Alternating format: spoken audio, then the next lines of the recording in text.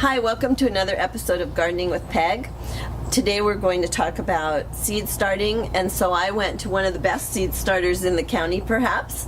This is Gail Larson. She's an instructor at Edmonds Community College. She also teaches with a team of Master Gardeners the Organic Gardening course, and she is a certified professional horticulturist with Washington State Nursery and Landscape Association. So Gail is going to share with us how to start seeds. Thank you, Gail. Thank you, Peg. I'm glad to be here. Some of the advantages to starting your own seeds, your own plants from seeds, are you get a wider variety of choices. Catalogs have way more varieties than your local nursery or even your farmer at the farmer's market will have. But it takes some equipment and some time and some effort to start from seed, whereas if you buy your seedlings ready to go into the ground, you're good to go. When you're choosing what seeds you want to grow, you need to decide, what do you want to eat? No point in spending all the effort on growing seeds for something that you're going to end up giving away or worse. So once you've decided, and the way you decide is by looking at your seed packets and in your catalogs. A good seed packet or catalog is going to give you a lot of information. They're going to tell you what kind of seed it is, what kind of plant. They're going to tell you how big the plant should be when it's ready to go into the garden and or when it's ready to harvest. And it's going to tell you how long it should take for it to get ready to harvest. It's called the number of days to maturity. And those will usually be pretty close to the top or the beginning of the information that the catalog or the seed packet will give you. So once you've decided what seeds you're going to grow, you need to decide whether they're seeds that you need to start indoors ahead of time or whether you can start them directly in your garden when the time is right. I'm going to talk about starting seeds indoors, which gives you a little bit of a jump on the season. We can start things indoors a little earlier than we can start them outside in our cold, wet, soggy garden soil. You do need some equipment to start seeds indoors ahead of time. Seeds need really two things to be able to germinate or to sprout. They need moisture, water, and they need warmth. So you can go to your local nursery or online and purchase an actual seed heating mat, and this goes on your table or whatever surface you're going to be having your seeds, and you plug that in, and your seed tray, which I'll show you in a minute, goes on top of that. Alternatively, what I did for many years was started my seeds on top of the water heater in the closet. You can also start them on top of the refrigerator. The ideal temperature for starting most vegetable seeds is about 70 degrees. 70 degrees for the soil, not for the air. So in your warm house, it usually doesn't take much to get the seeds to germinate, to get them to be about 70 degrees. So different size seeds and different kinds of plants do best in different size containers.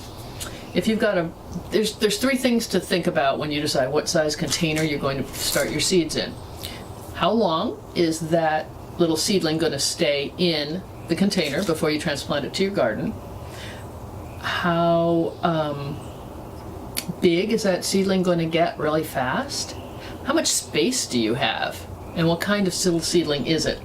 For instance, anything in the squash family, whether that's a squash or a cucumber or a pumpkin or a melon, it's a big seed and it becomes a big seedling really fast, and they don't like to have their roots messed with.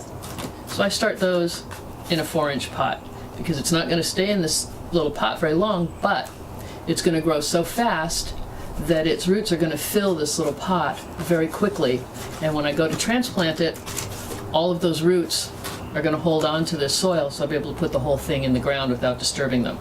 For something like lettuce, which has very small seeds, which I'll probably show you in just a second, and they don't stay in their container very long because they move out to the garden pretty quickly, I plant those maybe in a container like this. This is called a 6-pack. Smaller container, but the roots will fill that up in that shorter time that it's going to be in there. For something like tomatoes or peppers, which I'm going to start early, but I'm going to leave them in their containers for probably 8 to 12 weeks before they go into the garden, I'll start those in a 4-inch pot also, and probably by the end of 8 weeks or so, I'll move those into a gallon container, a little bigger one, before they go out to the garden. But the point is, you want to have their roots fill this container, whatever size it is, before you move them into either the garden or another container. This is a very fine seeding mix. You can see that there. It's a very finely sifted peat and vermiculite, which is another natural material. And you can get that at your local nursery. And it's very, very light, which is good for small seeds. Just get that in there and shake that in. The thing with peat is it does not get wet easily. Once it's wet, it stays wet for a long time, but it doesn't get wet very easily. So what I usually like to do is put my soil in to the containers. My soil is medium, this mix, and then wet it down. So I'll spray bottle, I'll wet that down really well and let it sit to make sure that all the moisture has been absorbed and that potting soil is wet all the way through before I put my seeds in. So we're not going to use this one right away. This is a 4-pack, just a little bit larger cells. If I was going to use a 4-inch pot, I would probably use a slightly coarser mix, more of a regular potting soil.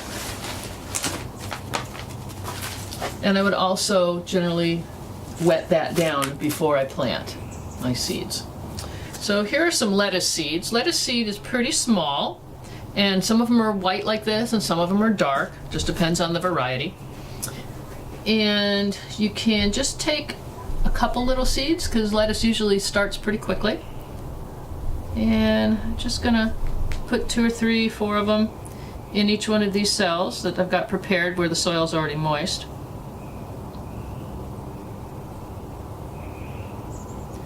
Just a couple of them, because I don't need to have a whole plot of lettuce in each one of those containers. All right, so my seeds are in their little container. So I'm just going to really lightly cover them up.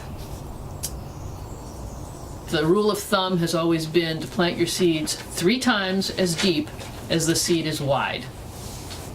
I'm not going to go measure my lettuce seeds, so they're just in a little bit and just covering them up a little. Now this is a very handy dandy little gizmo that you can get online if you just search for bottle top waterer. This one's a little clogged right now, so it's not going very evenly, but it fits on top of a pop bottle and you can very gently water in your seeds, and it works really well. Now when I'm starting my seeds at home, I usually will fill up an entire one of these trays with whatever size container I'm going to be using. Fill up all of those containers with the soil at once, and then usually I'll take them outside with the garden hose on a fine spray and wet the soil down that way rather than doing each individual one. It goes a lot faster. Then what I usually do, because I'm at home, is I will put my whole tray on the heat mat or the whatever I'm using for heat and let that soil warm up for a bit before I even start my seeds. Sometimes I even go into the kitchen and get some warm water and water it in with warm water so I can get a faster start. And I have my handy dandy soil thermometer so that I can check and see when that soil is warm enough, or if it's too warm, and I can adjust it. There's a couple of different kinds. This is one that you can get at the nursery that I don't actually like as well because it makes a great big hole. This one was from the hardware store in the kitchen department. You just want to make sure that it will go down to a low enough temperature. So all your seeds are in their little containers. The soil is nice and moist. You don't want it to be too moist. You don't want to drown them, but you do want them to have moist soil surrounding the entire seed so that they can germinate. And the way to keep that soil moist is to put a lid over the whole tray. If you're using something like a one of those little plastic boxes that salad mix comes in, that works great for just a couple of containers. You can put the little lid that it has right on top of it too. Put this on your heat and you're good to go. You need to check this a lot, every day at least, make sure that as soon as the little sprouts start coming up, when about half of them are all up, you're going to take the lid off. So once your little guys have all started to come up and you're seeing their little sprouts, they need some light. Plants need light to photosynthesize, but unfortunately here in the Pacific Northwest, we just don't have the intensity of the light until later on in the season. There's not enough of it out there for them, so we have to help them along inside. And regular cool white shop light, fluorescent lights work just fine. They work great. Your plants are not going to be under them for so long that they're going to need fancy grow lights or full spectrum. Cool white lights will be great. Just need to make sure that the lights are very close to the plants. Once your seeds have germinated and you're ready to move them to the light, you can take them off the heat. They don't need that once they're up and growing. That's just to get the seeds to germinate themselves. So they can come off the heat and come out into the light. And once they have their first true leaves, because the first leaves that your little seeds are going to put out are what we call seed leaves or cotyledons, and then they'll come up with the leaves that look like what you're expecting them to be like, then you go ahead and you can start feeding them. You want to give them a diluted, about 50% diluted, liquid organic fertilizer. Mix it up half of what it says on the container, and you'll water them with that. I like to water my seeds from underneath rather than getting them all wet. So if I have a full tray, I'll lift one of the packets out, I'll water in here about an inch, put that back in, and that water with the fertilizer, the nutrients will be absorbed up through the soil so that the plant roots can access it. At this point, as your plants grow, you're getting ready to put them out in the garden where they're going to spend the rest of their happy little lives until they end up on your plate.